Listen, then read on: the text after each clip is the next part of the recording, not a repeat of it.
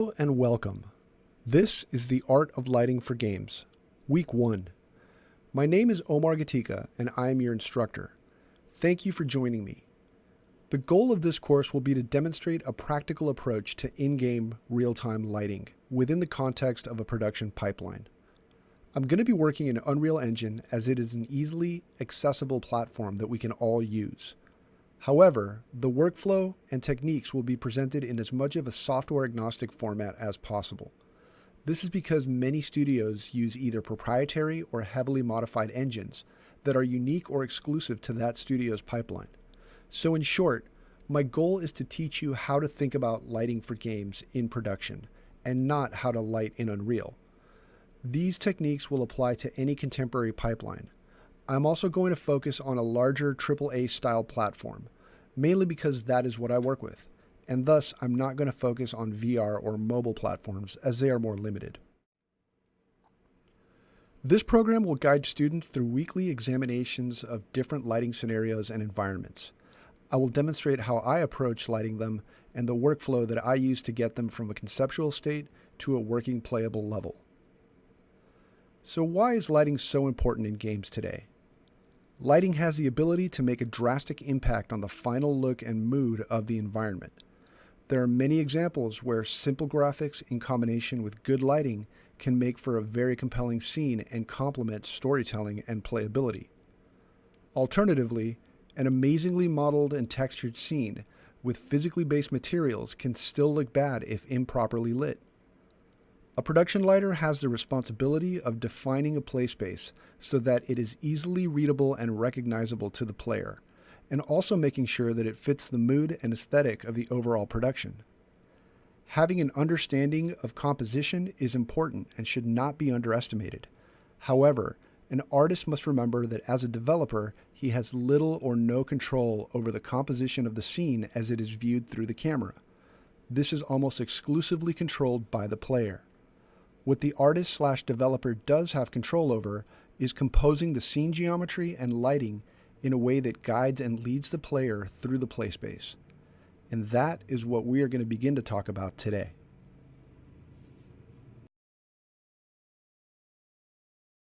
So let's look at Unreal and talk about where we're going to start. I want to go over some of the major panels that we're going to be using so that we're all on the same page. First of all, I want to call your attention to the content browser. The content browser will contain all of the assets that are associated with your project. Any geometry, textures, shaders, lights, effects, anything that you bring into Unreal will be represented in the content browser.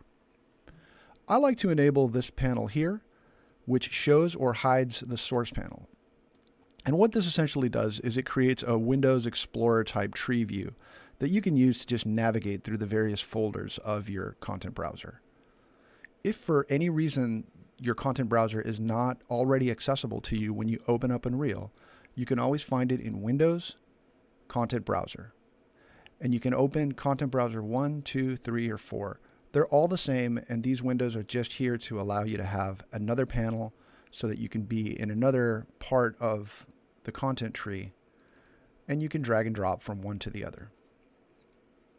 I prefer to just have this tree folder, this tree view open, and that allows me to kind of navigate and have a good idea of where I am. Over here on the right side of my screen, I've docked the Levels Editor. The Levels Editor, like everything else, is accessible under Windows, Levels. And what the Levels Editor does is it allows you to stream in other sections of the map that you have saved out as levels into your current scene. This is very, very useful in terms of organization and also in terms of optimization of the overall game. Many games today do not load the whole level at once as the player is progressing through it. Rather, they load the immediate level that the player is playing in and will stream in additional sections as the player gets to those areas.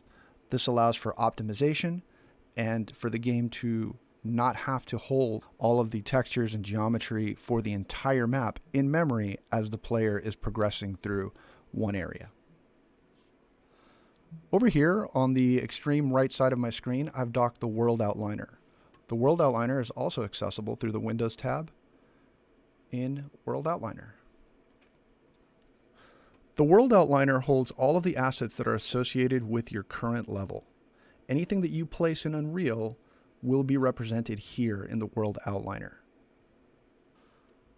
So let's talk a little bit about organization and folder setup. For this lesson, I've created a Geo folder, and there's also a Maps folder. The Maps folder contains all of the files that we will be working in. I will have a demo file for each week, and I've also placed files just named week 1, 2, or whatever week we are in for you to work in. I will save out my demo file so you can always refer to what I did in the demo. You will have access to those actual scene files. And the corresponding weeks 1, 2, or whatever week we're in are just empty scene files that you can start working in. And I have organized those files in a way where the geometry is accessible but not in the way, and you can focus on lighting. You might notice that there are a couple of other folders in here. There's an archive folder, and in this folder what I've done is taking the original level that I downloaded from Unreal.com and saved all of those assets in here. And that's just in case I break something or lose something, I still have access to the original scene files. Generally, you're not going to need to go in this folder, and you're not going to need to touch anything in here. There's also a sections folder that I've created.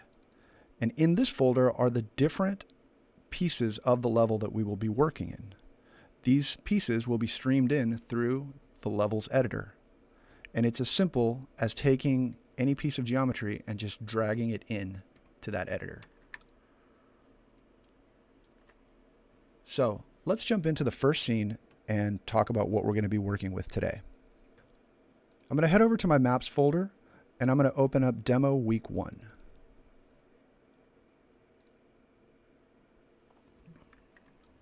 So this is a scene file that I've put together, and at this point, this scene file is identical to your Week 1. It's geometry, and I've taken out any of the animations, lights, any of this, all of the stuff that we don't need. So all we have to do, or all we need to worry about, is setting up our lights. As you can see in the levels editor, you have different parts of this level represented that are being streamed in. And the advantage to this is that it lets us hide and only work with the sections that we need. Another advantage of this system is it allows us to lock these layers so that I do not accidentally select the geometry and inadvertently move it or change it in any way. And when you are in a production environment, you want to be very careful about what you can actually interface and select. It's very easy to select a piece of a level, accidentally move it without noticing, and then all of the other dependencies that are looking at that level will be broken because essentially geometry and collision are not where they should be. So as a general rule, a good habit, you should always find a way to work with the assets that you're working with, and anything that you do not need to touch, lock it, and just make sure that it's not going to be in your way. As we go through this course, I will be talking about organization. I have my own system of organizing myself in a level, and that's something that I have developed and cultivated over the years. You do not have to do things the way that I do them, but I would highly recommend that you find a system of organization that works for you. If I do something that makes sense, by all means, use it. If you have a way of breaking down your scene or organizing yourself that makes sense to you, that's totally fine as well. But I encourage you to think about organization and think about working in a way that allows you to go back and make edits and find the assets that you need quickly and easily and efficiently. Let me say a quick word about reference. I want to stress that reference is highly important for any artist, and that it is always better and more efficient to have a visual target of what you're trying to achieve than it is to make it up and hope that it's close to what the actual look would be. And I want to put this out because I myself can be kind of bad about reference. I might research something before a project. I might jump into it and be inspired by something that I saw the night before, or a movie that I watched, or a game that I played. And I'm not always good about showing my reference, but I want to stress that it's there and that you should always have a folder that contains images that are visual targets for what you want to achieve. So, for example, with this snowy castle, I grabbed a couple of images online, and this just allows me to have kind of a visual target and a metric for what my values are. What are they in this image? Is it a really strong light? How diffuse is my ambient? How strong are my shadows? And I have a couple of different images at different times of day, but this is all very useful, and it's always great to have something to refer to when you find yourself in a corner. So before we go any further, let's talk a little bit about the sky. From a lighting point of view, the sky is one of the most important elements of the scene, and it often gets overlooked by all of the other things that are going on in the level. But a sky is going to determine the time of day, the mood, the direction of the sun, the temperature, all of these inputs that allow you to compose your scene. And so I want to talk about setting up a sky from scratch in Unreal. Now, specifically for this week, I want you to go through the steps of setting up your own skies. I'm going to provide you with a few options for sky images, including the one I use in this demo. I'm also going to provide resources for finding your own free sky HDR images. I want you to practice setting up your skies and become comfortable with modifying and making adjustments as needed. Now, realistically, when you're working in a production environment, by the time you get a level to start lighting, there will already be some kind of a sky in place. It may not be the final image used, but there should be something there, and there will be some idea of the mood and the time of day. So I want to make a distinction between two different elements that may seem like the same thing, but in our case, they are going to be two separate elements. And that is a sky dome, which is a sphere or a cube that is placed in game and has the image of a sky mapped onto it. And that is what you see at runtime when you're in the game. And the second component is a sky light. And this is a light type that exists in Unreal and just about any game engine or 3D package. And this is a light that allows you to take an HDR image and map that image as the input for the light source of that light type. The skylight will simulate a sky dome, meaning it will shoot light from all directions inward towards the scene. And the color and temperature and mood of that light is defined by the image that's mapped onto it. Now, generally, we are going to map the same image onto our sky dome as we do onto our skylight. And that's going to create parity between the two elements. It should be noted that in some systems, the same sky dome can also generate the light. So both of these elements might be rolled into one asset. However, the distinction is the same. So let's talk a little bit about setting up a sky dome first. So the first thing we're going to do is we're going to jump into Photoshop and we're going to get our HDR image ready. And for this example, I'm going to go ahead and use this image right here, 1113 Forest B. I want to point out that this is not a LDR JPEG. This is a 32-bit floating point HDR image. You can download a lot of these images royalty-free on various websites, and I can provide links to some of those. However, what I want to show you is if I were to adjust the exposure on this, I have a full bracketed range of information going from a very low exposure or dark exposure all the way to a very bright one. And what's significant about this is that Unreal Engine can use the data in this image all the way at the very dark low end where all you see is the sun, and all the way up to the very bright exposure where the only thing you can see are the darkest shadows. And this exposure range is something that I can use in game to push the intensity of the image and by extension adjust the intensity of the sky lighting in my overall level. So for the moment, this is fine. I'm not really going to edit the exposure. I'm going to save this map out, and I'm going to make sure that it is a .hdr 32-bit image. And if you want to check the mode that it's in, you can go to image mode and see right here it's set to 32-bit channel. Okay, so I'm going to export this file, save as, and I'm going to save it as 1113.4sb. One more thing that I want to point out before we exit Photoshop, at least for the moment, is the format of the image. And I'm pretty sure that this is already set up. We're going to make this 2048 by 1024. We just want to make sure that we have a rectangular image. Now, in production, your sky image might be 4K or 8K. It just depends on the image. It depends on what you're using. For our purposes, 2K image is going to be fine for right now. So I'm going to resize it, and I'm going to save it. Okay. So let's jump over to a 3D package. For me, it's going to be Maya because I'm a Maya guy, but you can do this in any 3D package. So if you're a Max guy or a Blender person or Lightwave or whatever, this is going to be fairly software agnostic. You can do this in any package. But we're going to jump over to Maya for my purposes, and we're going to set up the sky dome.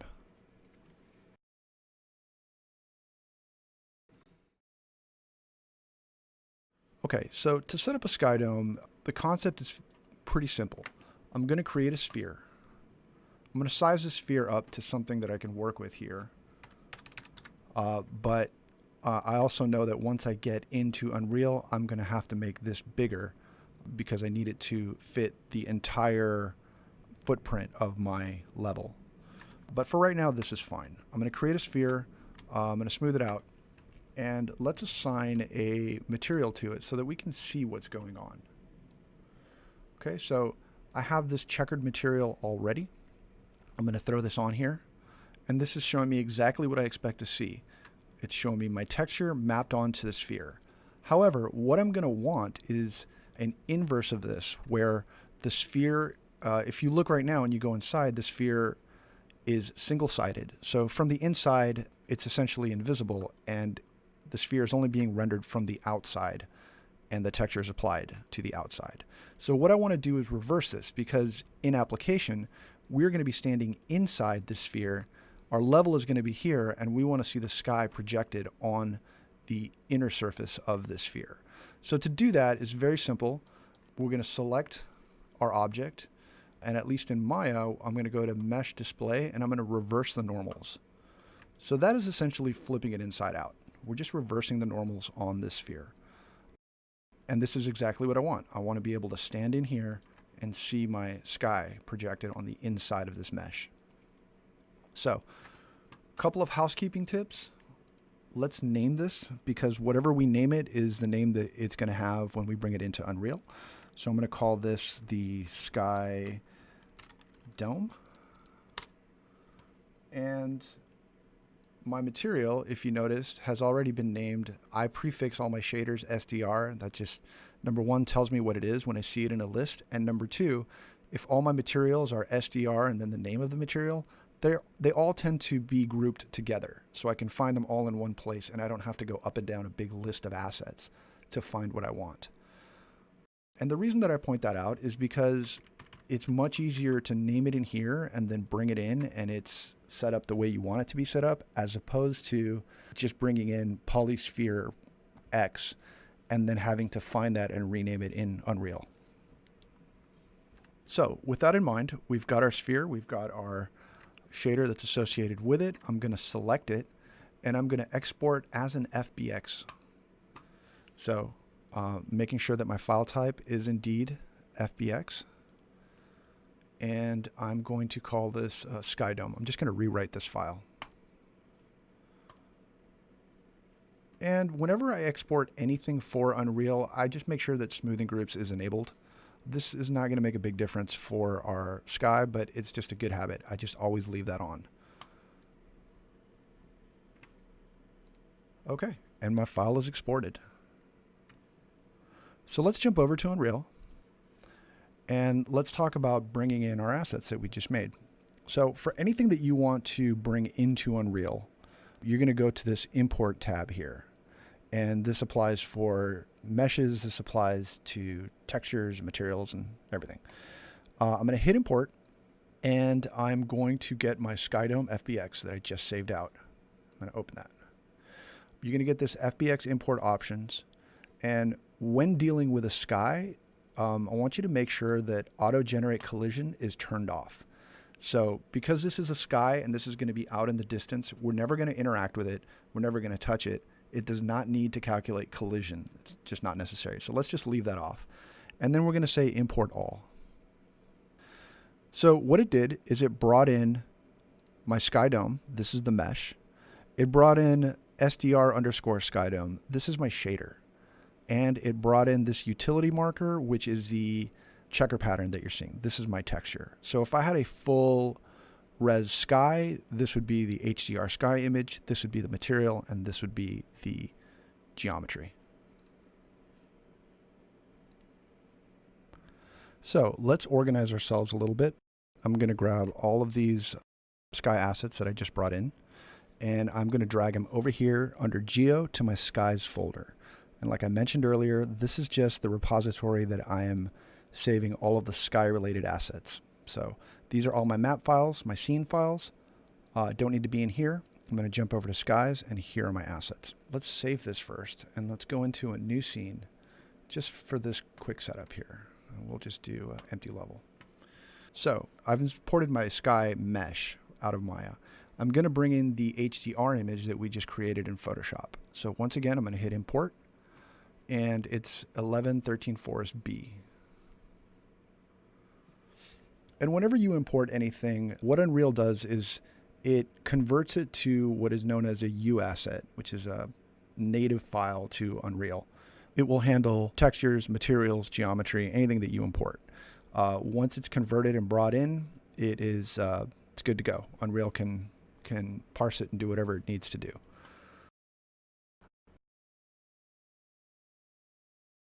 Okay, so let's talk about setting up a sky material. I'm going to go to my shader for the Skydome, and I'm going to double click. And this is going to show me the material graphed in this editor here. This is my material. This is the texture that it came in with. In this case, it's just this grid pattern. I don't need this particular node, so I'm going to delete it. And what I'm going to do is I'm going to create a texture sample parameter. So I'm going to right click in my window here, and I'm going to type in texture. And what I'm looking for is texture sample parameter cube. I'm going to bring that in. And this is going to contain the image that I'm using for my sky, the HDR image that I saved out of Photoshop. So in the texture window here, there's a drop-down list, and I can find my material or find my HDR image. But an easier way to do it is just to look over here in the content browser and just drag this image into this texture slot. And that's going to assign the texture cube to the shader here. Now I'm going to take this shader, I'm going to grab the output node, this white node, and I'm going to bring that into the emissive color. Now, when I do this, you're going to see an error here. Don't worry about that. We're going to correct that in the next step. Before I go any further, I'm going to select the material, and I actually should have done this first, but it doesn't matter. And I'm going to go to the shading mode here where it says default lit, and I'm going to change that to unlit. And the reason is that you do not want the sky to be subject to the scene lighting. The sky is illuminated as a sky the whole time. So now we've got our texture parameter cube that we're feeding our texture into. I'm going to hit apply real quick. Continue. Okay. And let's fix this error. We're going to need to add a couple of nodes here that are, to be honest with you, these are technical parameter nodes, and I don't necessarily know exactly what they do, but I know that this method works, and I've used it several times. And of the different methods of setting up a sky that I researched, this is the one that works for me. So I'm going to create a couple of utility nodes that we need to get this to work. So the first thing I'm going to do is I'm going to add a node called a reflection vector. I'm going to click in my scene again, type in reflection, and I'm going to grab reflection vector WS. And I'm going to take the output of this reflection vector and I'm going to bring it into the UVs of my material. And so in doing that, you can see that this error went away. Additionally, you can see here in the texture swatch that the sky image is mapped onto our sphere, but it is applied to the outside of the sphere, as if this was a ball with our sky texture wrapped around it. So we're going to create one more node, and this is going to be called a constant vector. So I'm going to right click again, I'm going to type in constant, and I'm going to grab constant 3 vector. Okay? And I'm going to take the output of the constant 3 vector and bring that into the reflection vector. And so if you look at the texture swatch now, you can see that the sky is mapped onto the inside of the sphere. The parallax is essentially consistent with how a sky would be rendered. Now we've got a sky that should be working for our purposes. I'm going to hit save to save the asset, and I think it applies it normally. Otherwise you can hit apply, and I think what that just does is it just compiles the shader. So it's not actually going to work until you save or compile it, and now it should be fine in game. So let's take a look at what that gave us. My sky dome that I imported is right here. If I were to bring this into the game, and I'm going to zero it out, you're going to see me zero out things all the time, just because when you bring something into Unreal, it just places it wherever you dragged it and not at the origin, and I like everything to be nice and neat.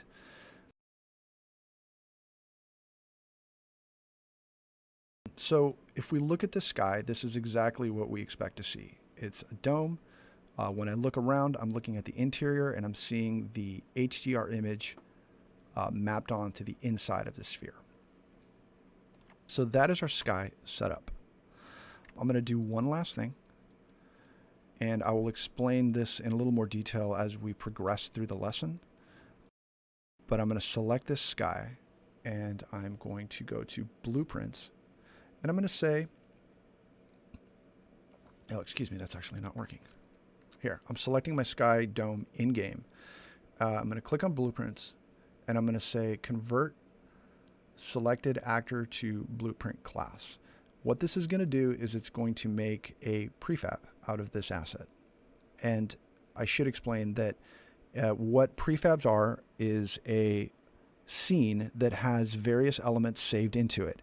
And it can be anything. It can be geometry, it can be materials, it can be lights, it can be effects. Anything that's in your game can be saved into a sub scene that is called a prefab, and we can then bring that prefab back into our scene.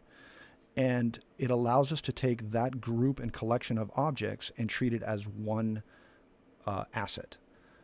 Additionally, I can duplicate that asset around the scene, and I will be duplicating it as an instance. So that means that it's a copy of the original geo, and it's not going to make any duplicate assets or materials or geometry or anything like that. It will allow us to propagate prefabs and assets around the scene without adding to the initial texture memory or the amount of triangles that we're pushing in a level. So once again, I'm going to select my object in the viewport. I'm going to go to Blueprints, and I'm going to say Convert Selected Actor to Blueprint Class.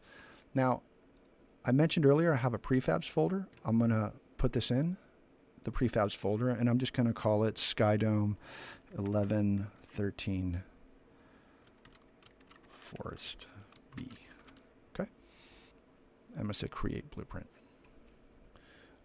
And I'm going to hit compile, and this is going to compile the asset into something that Unreal can use.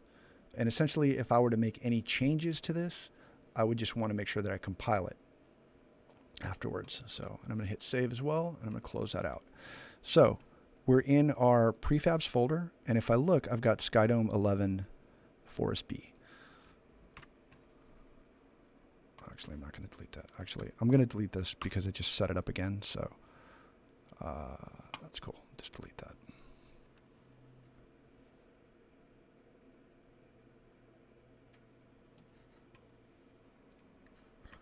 Okay, so let's jump back over to our scene. I also want to point out something real quick. You might have noticed that we got a couple of extra folders with a bunch of stuff in here.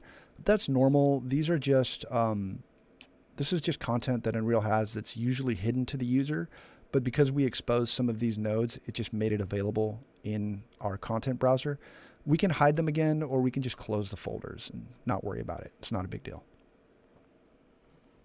So let's go over to our maps directory and jump back into our map. And it's asking me if I want to save this temp scene. I don't want to save it because this was just an example.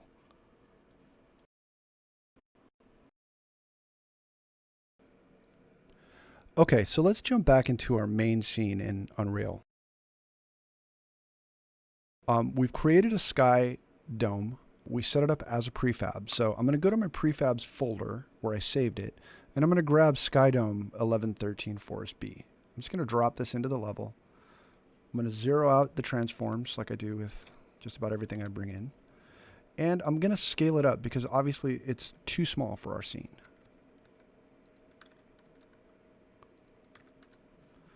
And there you have it.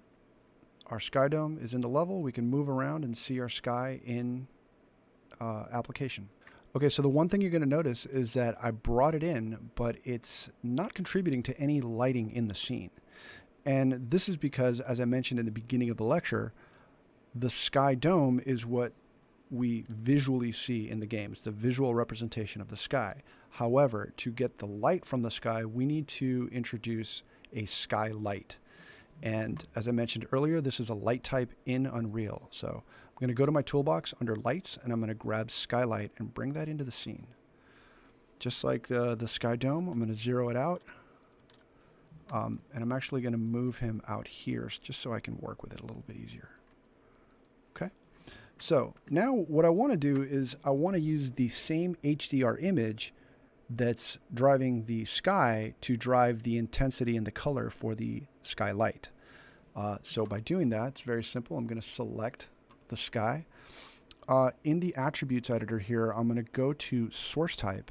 And in this drop-down menu, I'm going to change this to SLS specified cube map. Now I'm going to go over to my skies folder that has all of the materials and shaders and all that good stuff. I'm going to grab my HDR texture 1113 Forest B, and I'm going to drag it into this cube map slot. Now immediately you saw that the lighting updated for this scene. Okay, so let's take a look at what we're working with. I'm going to fly. You're going to see me driving around the scene. So right now I'm holding down Alt and I'm just moving around the scene as if I were in Maya. I'm going to right click the mouse, and I'm going to use the W, S, D, and A keys. Alternatively, you can also use the arrow keys, but I'm right-handed and my right hand is on the mouse, so I'm using WSDA, and I'm going to use that to drive around the level as such. Okay. So let's take a look at our sky map here, our sky dome. Right now, the intensity is set to 1. I can bring that up and down, but generally, when you're working with an HDR image, you want the image to be authored in a way that it is in the correct range for the level that you're going to be bringing it into. Meaning if you've got a dark level, you want to author the initial asset, the initial image, to be at the correct intensity for that scene. And the reason is that if you start with an image and then you have to push the values way up or way down in the light, which you can do, it's fine to adjust it a little bit, but the more you push that value, it's going to start introducing other inconsistencies, be it in the reflections or in the spherical harmonics, and you're going to start to lose parity. It's going to start to be less and less physically correct because you are making various adjustments in different places. So what you want to do is author this in the actual HDR image to be in the correct range. And at this point, that's going to be an eyeball measurement. We're going to eyeball that. But I want you to be aware of it because as you get into a production environment, especially if you get into a professional production environment, and depending on the type of game that you're making, it's going to be an issue. And you are going to be taking measurements and making sure that the values in that HDR image are consistent with the output that you're expecting to see in the game. And we'll talk a little bit more about that as we get further into the lessons.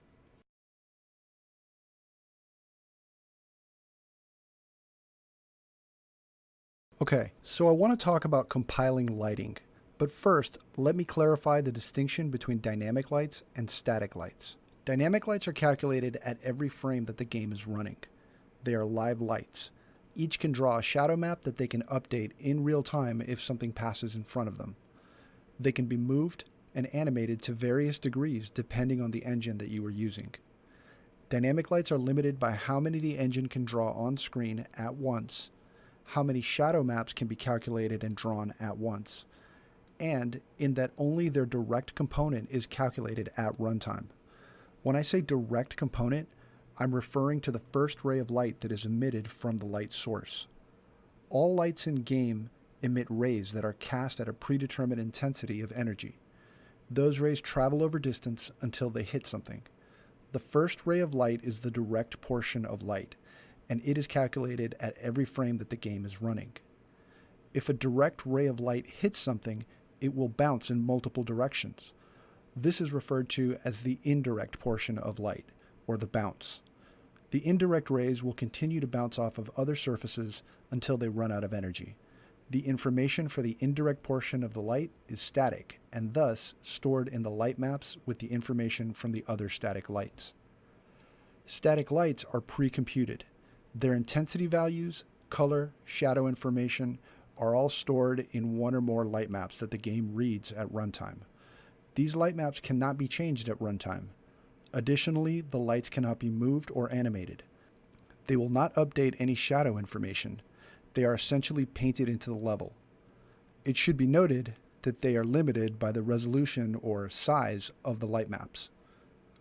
When we compile lighting, we are recalculating the light map information that the game will access at runtime.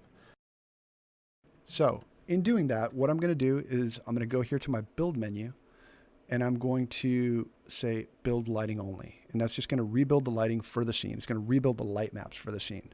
And build lighting only is the same thing as saying compile the map.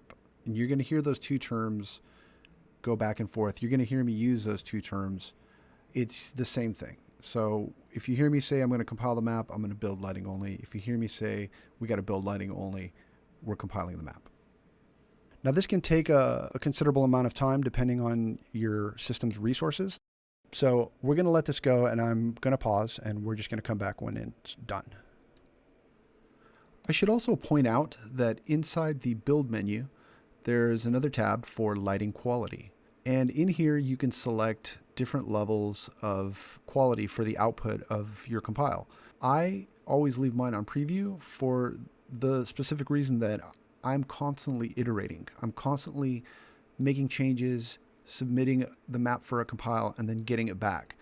And so I want to get the map back as quickly as possible. And so for me to set it on a higher or a production level is just going to slow me down. And when the game is getting compiled for either an important deadline or an internal milestone, or when it's being finalized and being compiled to be put on a disk and shipped, that is done at a production level quality, but it's not done on my end. That is done by whoever or whichever team is in charge of that, or many times by whatever automated process is involved in outputting the final build of the game. So I would recommend for our purposes to leave your lighting quality setting on preview, because the results you're going to get are going to be fine. They're going to be great. And to increase your quality level is going to significantly increase the time it takes for you to get your build back. Okay, so we finished our compile, and I got back something unexpected, which was this super dark area. All of the stuff should be lit with the sky. I got an error message in my message log that says no importance volume found, and the scene is so large that the automatically synthesized volume will not yield good results. Please add light mass importance volume. So this is going to sidestep us a little bit into some of our utilities that I was going to talk about, but it's a good example of how to fix this. The problem is the scene is so big that Unreal can't really allocate the quality that it needs to the area that we're going to be in, and it doesn't know what the important part of our map is, basically the play space of our map. So for that, we're going to add a light mass importance volume. And just to show you where that is, I just went in my models view here, my toolbox, and I just typed in light mass.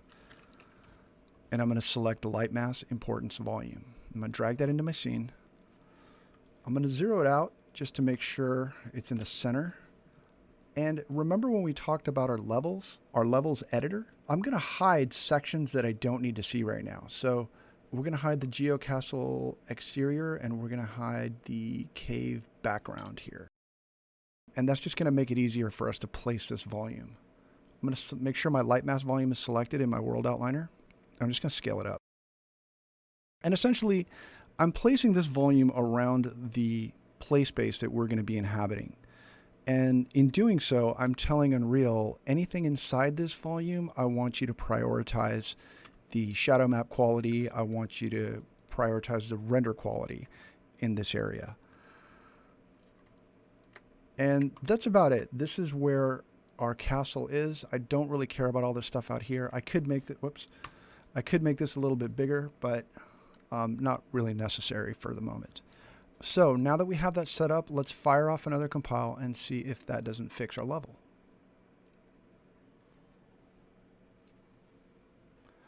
Okay, so I added a light mass importance volume and I recompiled. It just finished. I'm just going to jiggle the camera a little bit, and there's what I'm looking for. So our sky dome is representing the sky, and we have a skylight with the same image mapped onto it that is approximating or more accurately simulating the light from the sky. Okay, so let's do a little housekeeping real quick since we got this to work. I'm going to go to my world outliner and just make a few folders. And I'm going to name one of them utility. And I'm just going to go ahead and throw the light mass volume in there. And sky dome and skylight I'll leave out here. And I'm going to call this one reflections. And I'm going to put him in there because we're going to get to him later. But mainly I wanted to just have a layer in here that I could turn off. So I don't need to look at these volumes while I'm working.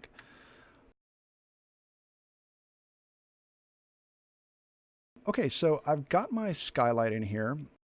It is a bit saturated, and it may or may not be a little bit bright. It's a little misleading right now because there's a lot of green in here, and so you might be wondering, why is this so blue if you've got so much green and brown? The reason is the majority of it is actually blue. It's a lot of sky, and the light that's coming from the horizon is either going beneath the map or just being overpowered by the overall ambience of the sky. That's fine. We're going to make this work. So I'm going to fly into this area right here and just kind of take a look at what it's doing. This is exactly what I expect. My interior is, as it recesses into that cave, it's going to get a lot darker, but I'm getting sky in here. So this is my base. So what I'm going to do next is I'm going to throw in a sun because I need some directionality. I need, it is a daytime scene. So let's just get out of here. We'll stay in our lights menu, and we're going to grab a directional light. And right away, I pop that in, and that's giving me something that I want to see. This is what I'm looking for. So cool. I've got my sunlight. I'm going to zoom in on him a little bit just to see what his orientation is. And I'm going to begin to rotate him around a little bit until I get something that I like. And what I'm looking for is some interesting shadows and some directionality. And ideally, I want that directionality to supplement the traversal path that my character is going to be taking. So let's assume that he's going to be running through here, up the stairs, down this little hallway here, and in through this door, and then onto the back of the cave. Or he might explore a little bit in here. Having that said, this gives us a point of reference to which we're going to use to figure out our lighting.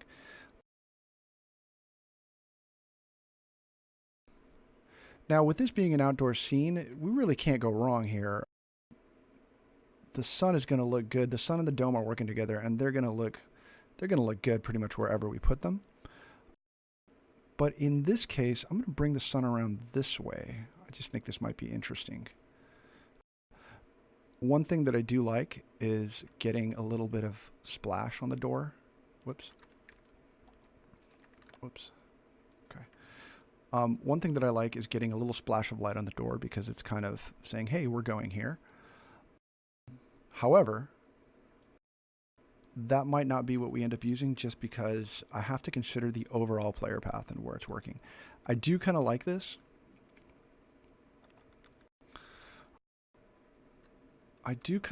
So I'm going to hit save on this map just so that I have a point. If I ever want to just revert and go back to what I was doing, I know that I saved that point.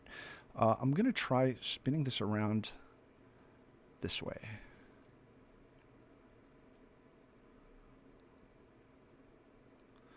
Okay, and I'm going to pitch it down. And I know I've got something that I like. I think this might be interesting, so I'm going to play with this a little bit.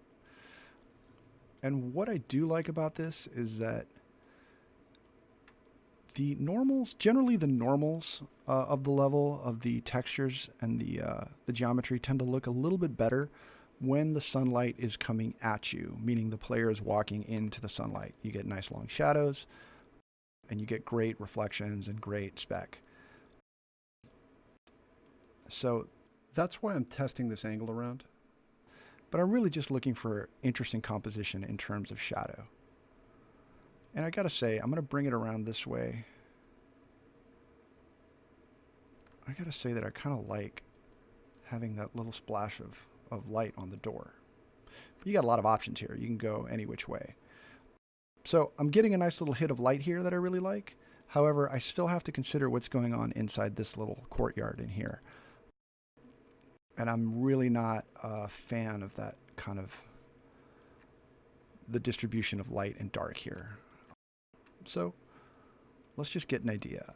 And I want you to take into account, I'm moving the sun around in real time in the editor, and my tools may be different when I'm at work, but I generally do the same thing. I'll run the game, and what I do is in the game menu, I have parameters where I can, in a debug mode, I can move the sun around and test out my angles.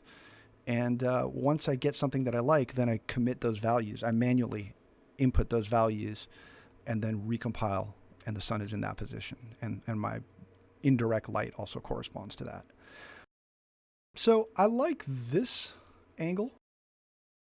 I'm getting some interesting stuff outside, and I like that I'm getting some pools of light in here in this little dungeony area. And so that's also a contender for me. I'm going to keep playing a little bit, making the sun a little lower, getting longer shadows, and just kind of going back and forth until I find something that I feel looks good. And on a personal note, I will say that I really do think that most of us as artists will have an initial kind of gut feeling of what we think is going to look good. And I think that's usually, I find that through the creative process, we tend to kind of start with something that we feel looks good, then second guess it and modify and move things around. And I can always tell, like, when I'm getting it, I hate to say getting it right, but when I'm kind of on track, is that I find myself coming back to that initial angle, that initial value that I chose.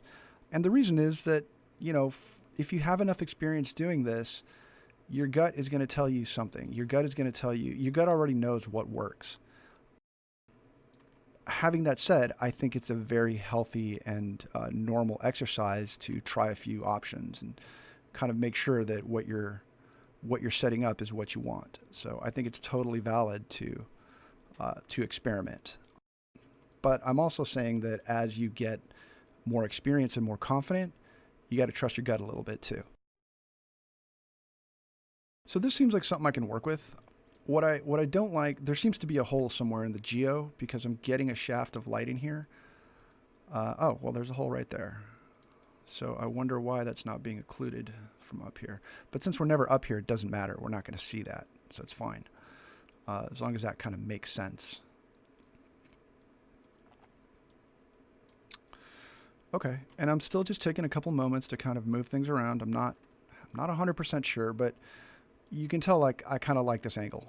There's something about this angle that's working for me. So let's just, whoops, made it longer there.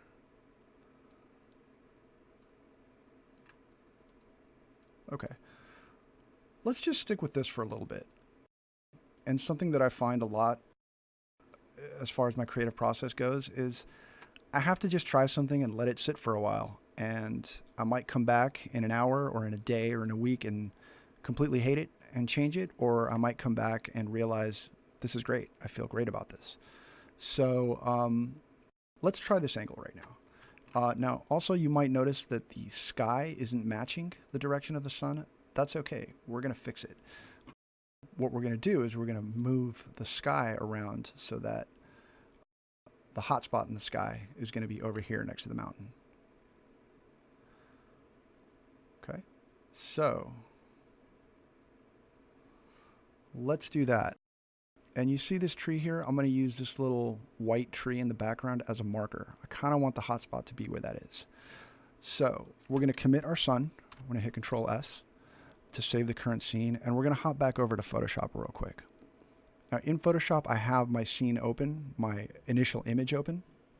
I'm going to take this is just my workflow. I'm going to take a guide ruler here. Let me see what's going on here. Photoshop has a dialog box or something open. Here we go. So I'm going to take a guide ruler and I'm going to put it, remember I pointed out that white tree? That's this guy right there. Okay. And what I'm going to do is I'm going to take my image. I'm selecting my image. I'm going to go to Filter, Other, Offset. Okay. And whoops, Filter, Other, Offset. And in the horizontal value, I'm just going to pull this across until that hot spot of the sun lines up with where I left my marker. So let's try plus 800. Yep. Let's try that. And we're going to save it out. File. We're just going to say save. It's already in HDR, and I didn't add any layers or do anything other than just modify what Photoshop calls the background layer. So it's just going to save over that file, which is exactly what I want. Okay, so we saved our file. We're going to hop back over to Unreal. And we're going to go to our Sky folder where I know all my assets are. So this is the Sky HDR material that I just edited.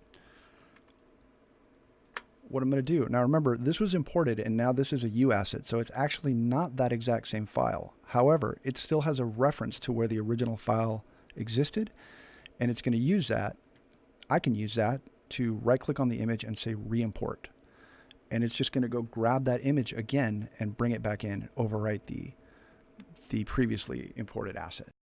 And as you can tell, now the hotspot's over here, right where we wanted it. We offset it. So this is great. This is exactly what I'm looking for. So let's talk a little bit about utilities. And what I consider utilities are anything that's not lights but is lighting related. So we already set up a light mass importance volume. That's definitely a utility. We're going to set up some basic reflections. And that'll also be one of our utilities that we're going to group in that folder. So I'm going to type in reflections. And I'm going to grab a sphere reflection capture. Okay. Now, we're not going to get crazy with this. We're just going to place a couple of these reflection probes just to get a foundation for what we're doing. And the way that reflections work in games is, well, let me talk about actually in reality, in real life, at any point in this scene, this piece of geometry would reflect what's around it on a pixel basis, you know, on a vertex level. Like every part of this level would then sample what's around it and reflect that. However, we simply cannot afford to do that in games. There's no way to sample reflections on a vertex level and hold all of that in memory while the player moves around the area. So what we do instead is we designate a certain point using a reflection probe as a capture point. So what it's going to do is place a sphere or a cube map in an area and sample the surrounding area, and then give that information back to the player as the reflection map when he's in that area. Throughout a game, we will set up many reflection probes, and the game will then blend between the first probe and the second probe and so on as the player, or more importantly, as the camera progresses through that area. So in our game, we're going to set up a reflection. We've placed a sphere reflection capture probe. I'm going to put one right out here, right outside the door, kind of half in the sun, half in the shadow. Whoops. I'm going to select it and I'm going to duplicate it. And the easiest way that I found to duplicate stuff in Unreal is just to hold down Alt and then move that object away from itself, and it just peels off a copy. So I'm going to put one in here in this courtyard. And I'm going to hide the exterior geo right here, meaning the geo castle and the geo castle exterior. And let's say the cave BG, the cave background. I'm going to hold down Alt again, and I'm going to push another probe back into this cave. That's it. I'm not going to get to, whoops, I think I just duped it again. Let's undo that. Okay, sorry about that. But I can easily see right here in my world outliner that I have two probes. I thought I accidentally duplicated made a third and then duplicated a fourth one. No worries. I will select it right here, hold down Alt, and push it back into the cave. That's exactly what I want. There we go. Okay, so that's good enough for right now. We're going to get deeper into reflections as the lessons progress. So I don't want you to feel like, oh, he didn't cover it. This is real basic pass, and I don't want to overwhelm you with information and technical limitations and technical necessities of the level. So for right now, we're just going to place these three probes and we're good. Let's show the geo again. And we're going to set off another compile. Now, what I'm going to be looking for in this next compile is indirect contribution from the sun. So we moved our sky around. The sky position, the sky light position is different from when we baked it, right? Because we offset the texture. And just a quick note, when we offset the texture, we offset it and it's visible here in the sky dome. But since we're using the exact same material for the sky light, we get that natural one-to-one parity, that offset, for free because we modified the source image. Okay. There's probably a way to just rotate the skybox in Unreal. However, in the long run, this is easier, and this method works fine for us. So we've got our reflection probes. Now, just like we built lighting, we can build reflections, and we can say build update reflection captures, and it'll update that accordingly. However, we want to build the lighting first because the lighting is going to change in the indirect. Okay. And remember, I told you there's the direct component, which is what you're seeing right now in real time.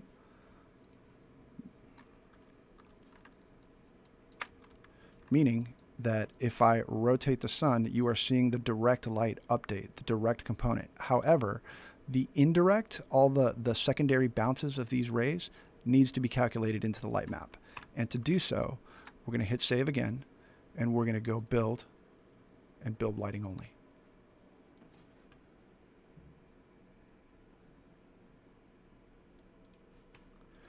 Okay, so we've got our light compile back, and it's looking pretty nice. This is what I'm looking for. So those reflection captures that we made, let's just throw them in our reflections folder. And we've got our skylight, we've got our sun, and we've got our sky dome. Let's take a look inside here. Yep, we're getting some nice bounce in here. This is great. This is what I'm looking for. So the cave, we're going to hit this area up in the next lesson, so I don't want you to worry about it. I just want you to get comfortable setting up the level as is.